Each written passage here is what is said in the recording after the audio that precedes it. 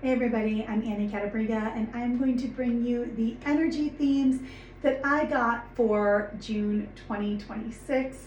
I did this reading before making this video. I took the transcript and I printed it out so that I could just read it back to you in the most efficient way. So let's drop in. The first theme I got was cut your losses. So this is a month where we're really going to have to look honestly at the things we've been investing in. Anything we've put time, money, energy, hope, or effort into, and ask ourselves, is the juice worth the squeeze? Those are actually my words. Are we actually getting out of this what we're putting into it? Maybe it's something we've put a lot of hope into, maybe we've been optimistic about it, but now we have enough information to show us that the optimism, it was kind of misplaced and it's actually time to let this thing go. And this can be hard to admit, especially if our ego is wrapped up in the outcome of something. But when we finally accept that something isn't working out or that something isn't giving back what we've been putting into it, it's actually incredibly freeing. It feels like a breath of relief, like, oh, okay, I don't have to keep doing this thing anymore, like a weight coming off of our shoulders. So this can also bring up stories about not wanting to be a quitter, wanting to prove that we can see something through, or not wanting to give up on something. But our guides are saying that this is not the month to keep forcing something to work. Deep down, we know that it isn't working, so it's probably better to just admit it to ourselves now. Cut our losses, move on, and free up that space in our lives so we can redirect those resources towards something that has more potential to bring us what we actually want. Okay. So theme number 2 is gifts of abundance.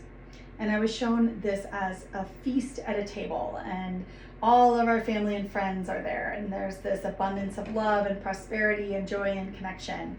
And this theme is really about deeply enjoying what is working in our lives. It's about appreciating and leaning into the places that are really abundant and not taking them for granted, and allowing our lives to feel prosperous, supportive, and rich.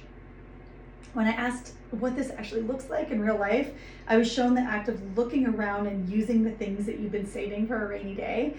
So maybe you have some gift cards in your wallet that you could go use, or a fancy perfume that just sits on the shelf that you've been saving for a special occasion. Just wear that shit, okay? Maybe you have a set of dishes that you only bring out once a year. Why don't you get that out tonight? Maybe it's a bottle of wine you've been saving for a special occasion and you decide to just open it on an ordinary evening and share it with a friend. That's the energy. The message is use the things around you that make you feel rich. Use the things that are already at your fingertips, but that you've separated from everyday life because of some story. Maybe it's around scarcity, or that it needs to be reserved for something besides today. There's an invitation here to lean into the pleasures that are already available to you. They don't have to cost money. They're simply experiences that help you embody what it feels like to be really well cared for.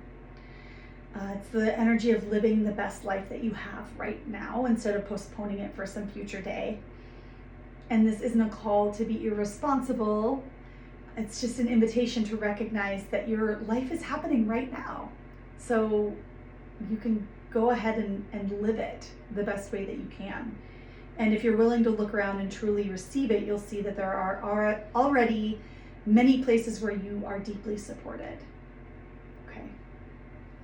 And last energy theme here is a sudden turn of events. When I asked about this, I wondered whether it was a collective turn of events or whether it was going to be experienced more individually. And what I got is that it's more individual and it's different for everybody. But the feeling is like, oh, wow, I didn't expect that to happen. Like something coming out of left field, and suddenly it's like, oh, I need to change the plan. I need to change the direction. And really what this theme is about is adaptability.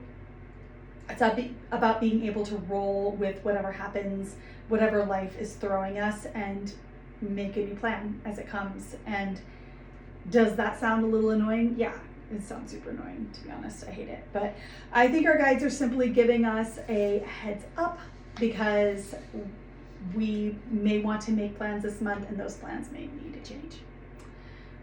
We don't always know why. We don't know the bigger picture of why these things happen. Our higher self might know, and maybe that was the plan all along, right? So even though we love predictability, this doesn't feel predictable, so we're being asked to stay flexible and to be open to whatever life brings. And the more adaptable we can be, the better off we're going to be. And the more we are willing to bend with the circumstances that are beyond our control, the easier this energy will be for us to navigate. Okay? All right, everybody. I hope that you have a great rest of your June, and I will see you next Monday. Bye.